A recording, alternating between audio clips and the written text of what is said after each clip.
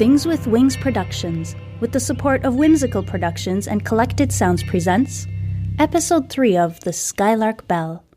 I'm your host, Melissa Oliveri. If you recall in our last episode, Magpie met her next-door neighbor, Lucas Starling, who took her on a tour of the town, but remained guarded when it came to sharing information about the spooky abandoned home across from them and the mysterious Farfalla. When we left them, the pair had just arrived at the restaurant.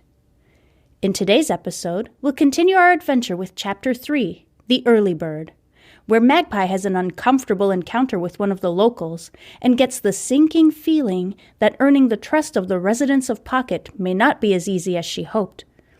On the bright side, she manages to learn just a little bit more about the mysterious abandoned farm across the street.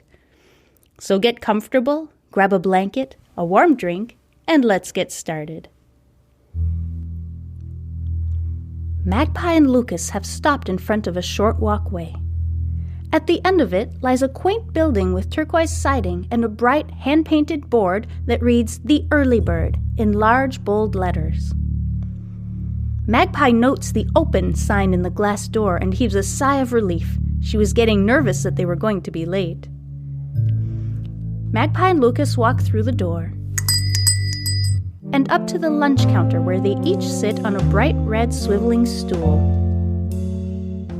Magpie looks around. The Early Bird has a great retro feel, with rows of booths lining each side of the restaurant, black and white tiled floor spreading across the expanse of the dining room, and bright brass light fixtures glowing along the turquoise walls.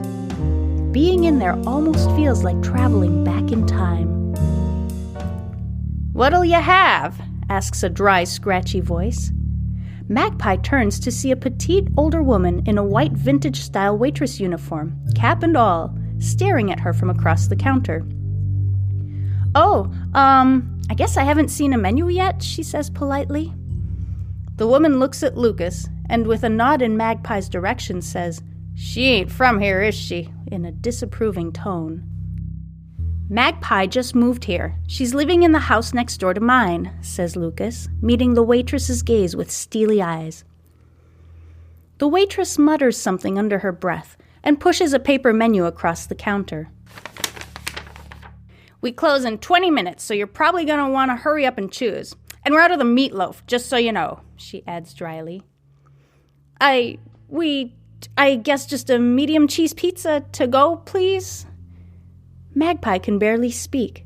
She's completely thrown off by the distrust emanating from the woman. The waitress grabs the menu and scribbles on a ticket, slips it across the shelf between the lunch counter and the kitchen, and rings a bell to alert the cook of her order. "Have I done something wrong?" whispers Magpie to Lucas. "Nah, the people of Pocket have lived here for generations. There hasn't been a new family in town since, I guess mine, when my great-great-grandparents moved here. And they're just barely starting to trust us," he says, laughing. "I'm just kidding about that last part. It'll be fine. Just give it some more time," he adds, in a reassuring tone. Magpie smiles at Lucas's joke, but she's only half listening. Through the opening in the wall between the kitchen and the lunch counter, she can hear hushed whispers between the waitress and the cook, who both keep glancing suspiciously back her way. Finally, the waitress comes through the double-hinged door to the right of the lunch counter, a pizza box in tow. "That'll be $10, says the waitress, holding out her hand. Magpie pays for the order, grabs the pizza box, and she and Lucas leave the diner.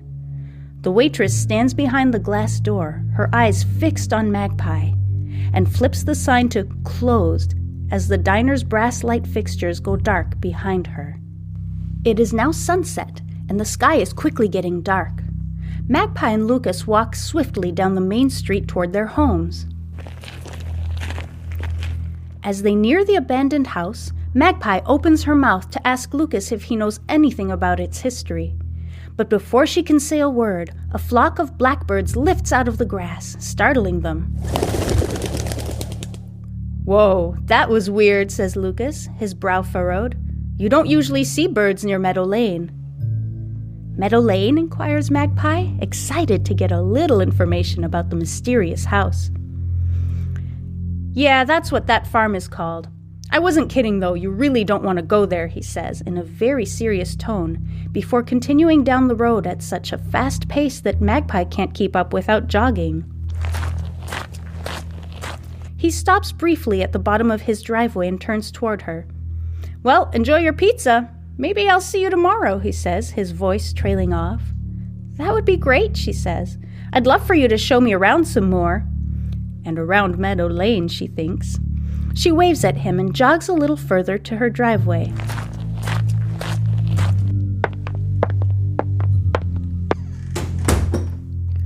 I was starting to think you got lost, says Mrs. Phaeton, as Magpie comes in the front door.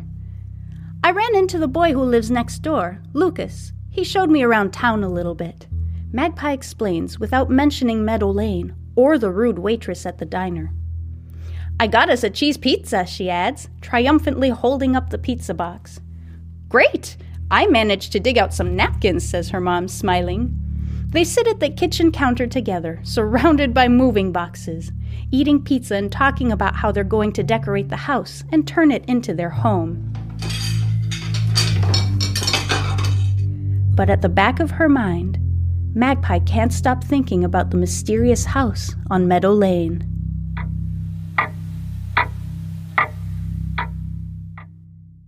Thank you so much for listening. Join me next week as we pursue our adventure and read Chapter 4 of Meadow Lane and the Skylark Bell, where Magpie lets us in on her most closely guarded secret and meets a new, unusual, and unexpected guest. Oh, and don't forget to subscribe. You don't want to miss a thing. Before I go, I'd like to thank Phaeton Starling Publishing for this fantastically eerie story, and Canel Elenion for composing equally fantastic and eerie music for this podcast.